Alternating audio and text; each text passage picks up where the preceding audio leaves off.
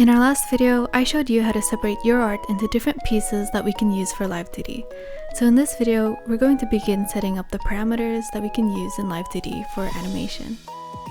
There are going to be two sections to this video. The first part is going to be very basic, anyone can do this Live2D model setup. And then the second section, we're going to focus more on advanced techniques like head angles, body angles, and physics. And at the end of the video, I'm going to show you how to add toggles into your model. So let's get started with the model setup. If you haven't already, drag and drop your PSD file into the Live2D workspace. And the software is going to automatically create most of the parameters that we need. Real quick, let's talk ArtMesh. So whenever you import a PSD file into Live2D, every single layer of your art becomes an ArtMesh. And essentially, an ArtMesh is a net of points that wrap around each part of your artwork, and whenever you manipulate or move these points, it distorts and moves the art. So you can manually create your own ArtMesh, and simple ArtMeshes with fewer points are not as heavy on your PC, but give less detailed movement, while more complex ArtMeshes with more vertices allow for smoother and more precise deformation. If you're familiar with 3D modeling at all, it's kind of like topology and polygon count. It's basically like that. For the sake of this tutorial, we're just going to let Live2D automatically create our ArtMesh. So the first thing we're going to do is we're going to click Ctrl A, which selects all of the layers, all of the art layers, and then we're going to press this button, which is the Edit ArtMesh tool, and just select Standard. And this creates a very basic standard ArtMesh. Now that we have all of the ArtMesh set up, let's start by creating a blinking animation for the eyes. It's the simplest way to bring life to your model, and if you choose to add just one feature, make it blinking. In the previous video, I showed you two ways to separate the eyes for Live2D, so skip to the method that you use. We're going to start with the simple method. The first thing we're going to do is we're going to select the open and closed eye layers in the parts menu. So we're going to select both of those, and then we're going to find the eye open parameter. I'm just going to use the eye open L parameter for now. And then we're going to use this button to create two keyframes, one at 0 and one at 1. So at 0, that's going to be the eyes fully closed, and at 1, that's going to be the eyes fully opened. In the parameters tab, we're going to select this red button and drag it down so that it's at keyframe 0. And at keyframe 0, we're going to select the open eye and set the opacity to this at 0. Then we're going to drag the slider back up to keyframe 1, and then we're going to select the closed eye layer. And at 1, we're going to set the opacity of the closed eye layer to 0. It already looks good as is, but to make the blink smoother, we're going to add another keyframe at 0.25. We're going to use this button and just add it here. And then we're going to adjust the open eye texture so that the opacity is at 100% and that it squints just a little bit. And you're done! Your model is now blinking. Next, I'm going to show you how to create blinking using the standard method. These are the parts that you should have prepared for the standard method. So the first thing that we're going to do is we're going to look for all of the left eye parts, and while we still have those selected, we're going to look for the IL open parameter and create two new keyframes. So same as before, at the parameter value of 1, the eye is going to be fully open, and at the parameters value of 0, the eye is going to be fully closed. So I'm just going to drag the ArtMesh for the eyelash down at parameter 0 to make it look like she's closing her eyes.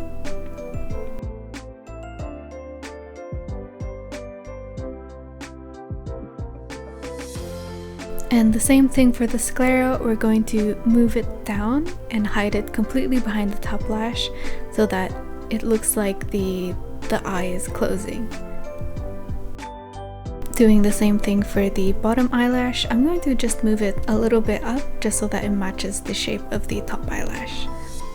And here's a little trick I like to do. I like to squish the iris layer as well when you're closing the eyes, just so that it looks a little bit more natural in an anime art style.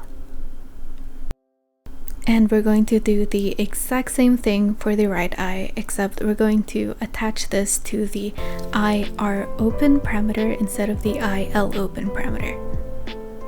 Just as a note, her eyes are going to be smiling this entire time, so I didn't adjust the eye smile parameter. But if you do want to have two different eye forms, all you have to do is connect the exact same art layers, eye parts, to eye smile, IL smile, or IR smile. And at IR smile 0, you're going to set it as just default eye closing instead of the smiling eyes. And then you'll be able to create two different eye forms.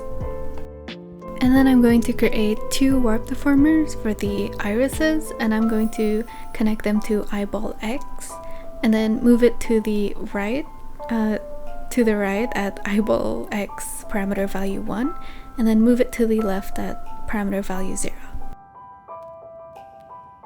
And now we're done with the standard eye movement, and both of the eyes move individually and blink individually, so she can wink and stuff too.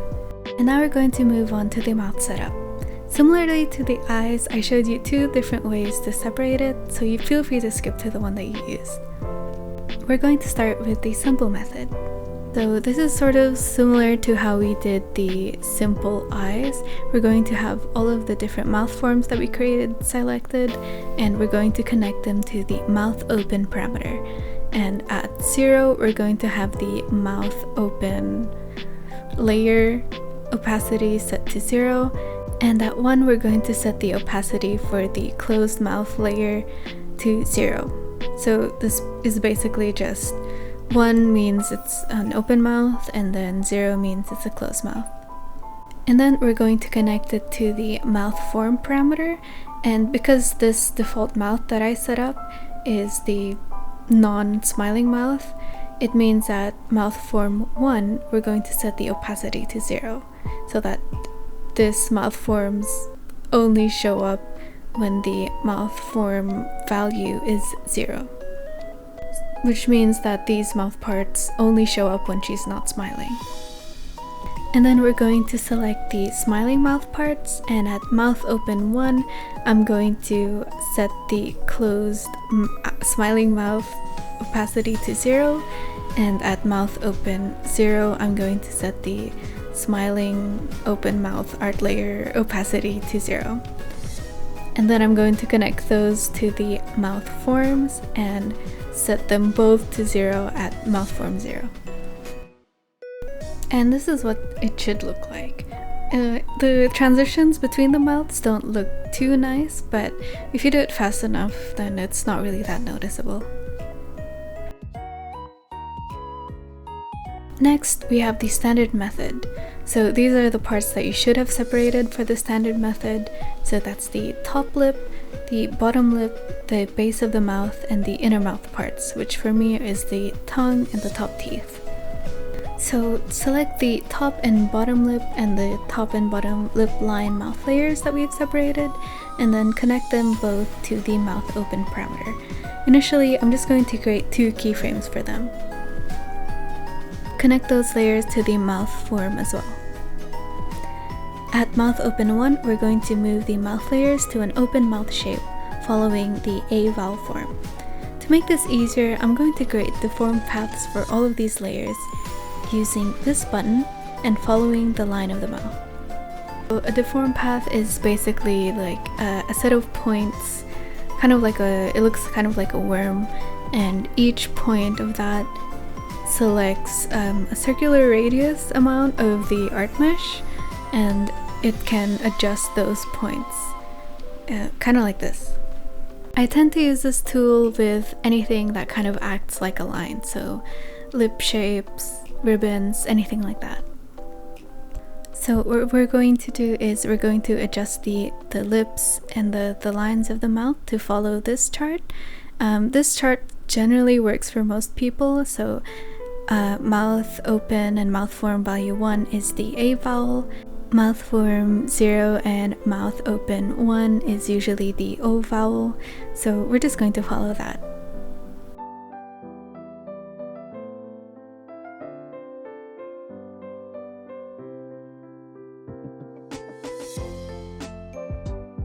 And we're done. And as a comparison, this is what the simple mouth looks like.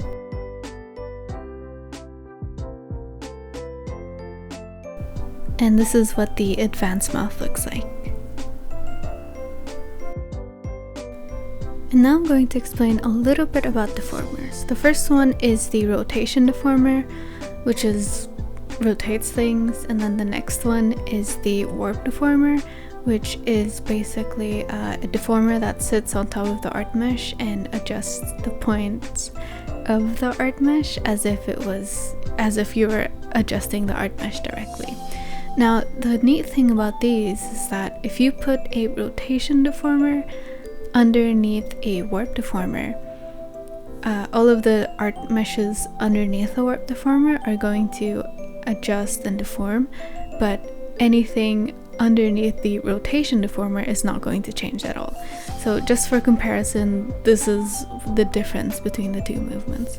I'll just color the rotation deformer so that you can see it a little bit better, but you can see that the art mesh underneath it is completely changing, but the rotation deformer is not moving at all. So this is really useful when you have things that you don't really want to change or move underneath the warp deformer. So for example, whenever I'm adjusting the breathing, I want the chest to deform, but I don't want the neck or the head to deform. So as you can see here, I've attached the neck and the limbs under rotation deformers, and I'm just going to create a brand new warp deformer on top of all of these, and I'm going to set it as the breathing deformer. Then I'm going to look for the breath parameter, create 2 new keyframes, and at keyframe 1, I'm going to deform the warp deformer so that it moves up just a little bit.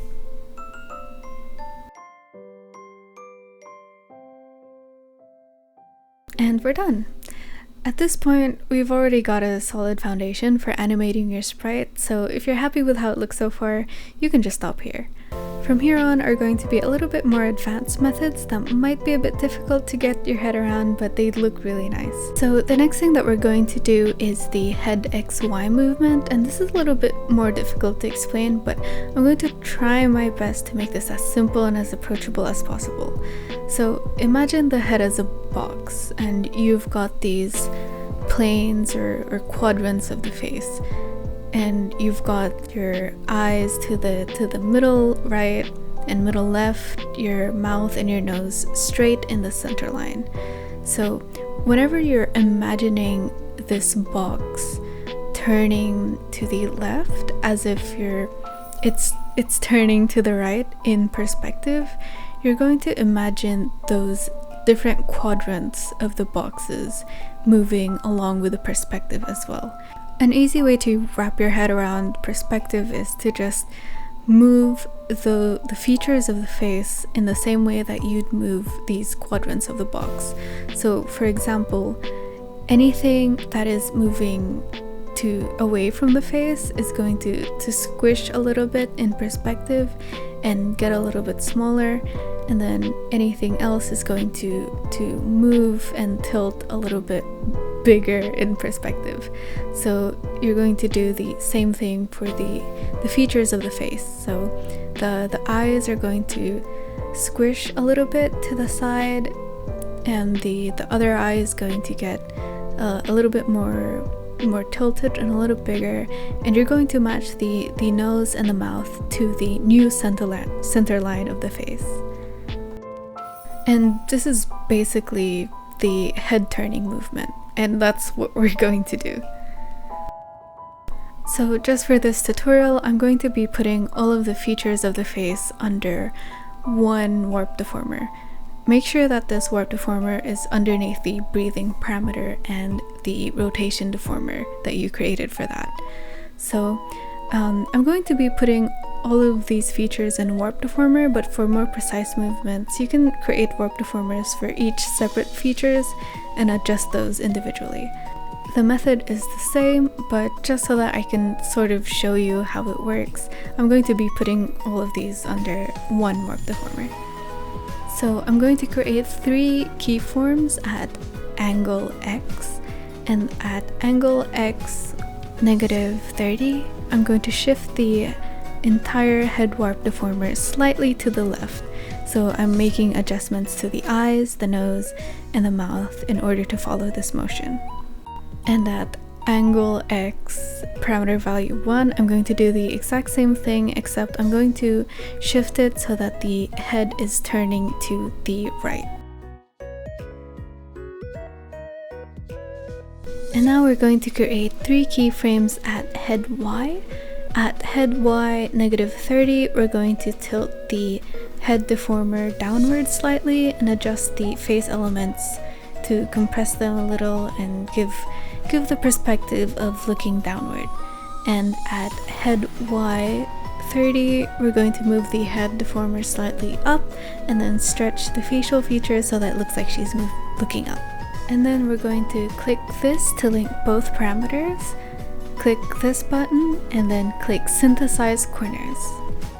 And then I'm going to adjust the head movement just a little bit more so that it looks a lot smoother and nicer.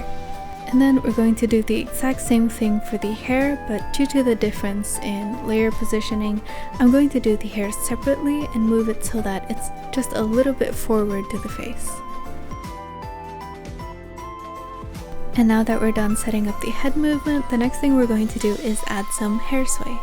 What you're going to do first is create 2 warp deformers for each part of the hair that you want, and then we're going to create 3 new parameters for this. I'm just going to call it hair sway 1, 2, and 3.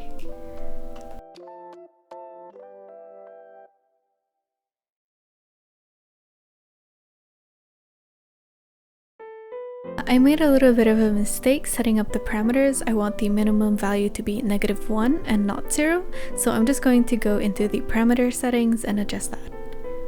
So we're going to select the topmost warp deformer of the hair and connect it to hair sway 1 with 3 keyframes. We're going to move the hair closest to the root, and then at value 1 we're going to move it to the right, and at value -1 we're going to move it to the left. We're going to do the same thing with hair sway 2. We're going to create 3 keyframes, except we're going to move it at the midpoint of the hair and move the midpoint to the right at +1 and then move it to the left at -1.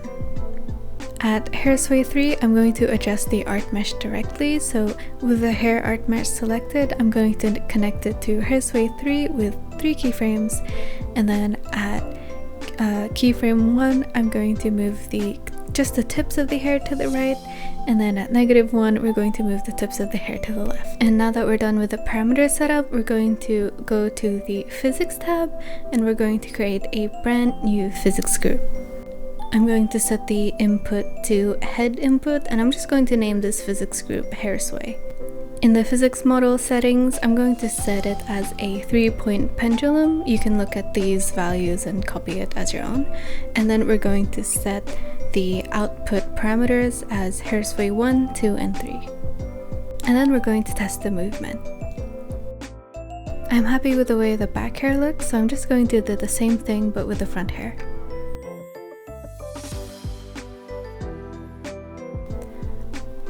So now that I'm happy with how the head movement looks, I'm going to be moving on with the body XY. The way that we make that is just the same as the head XY, which is creating the deformers, connecting it to body XY, and then adjusting it. So I'm going to be moving through it a little bit faster. So same thing, connecting it to the body X. At -10, we're going to move it to the left, and then at +10, we're going to move it to the right. I think that looks really nice. So the next thing that we're going to make is we're going to make the arm movement. It's basically the same process that we made the hair sway, except if you want the arms to move individually, or if you want them to be able to be animated individually, you're not going to connect these into a physics group. So I'm going to create 3 new parameters. I'm just going to call it arm sway 1, 2, and 3. And then you're going to create 2 warp deformers for the arms. I've already created them here. For the topmost deformer, I'm going to move that as if it's moving at the shoulder joint. So the same thing, at -1 we're going to be moving it to the left, and at 1 we're going to be moving it to the right. And at arm sway 2, we're going to be moving it at the elbow joint. So -1 to the left and then 1 to the right. And then for arm sway 3, that's just going to be the hand movement. Now, I don't plan to animate these arms on my own because she doesn't really have that many poses, or I don't really need it to move. So I'm just going to attach these arms to a physics group.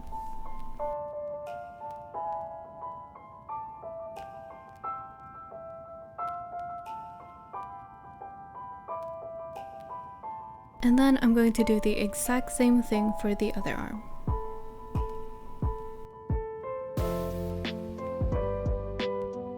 And this is what the completed model looks like.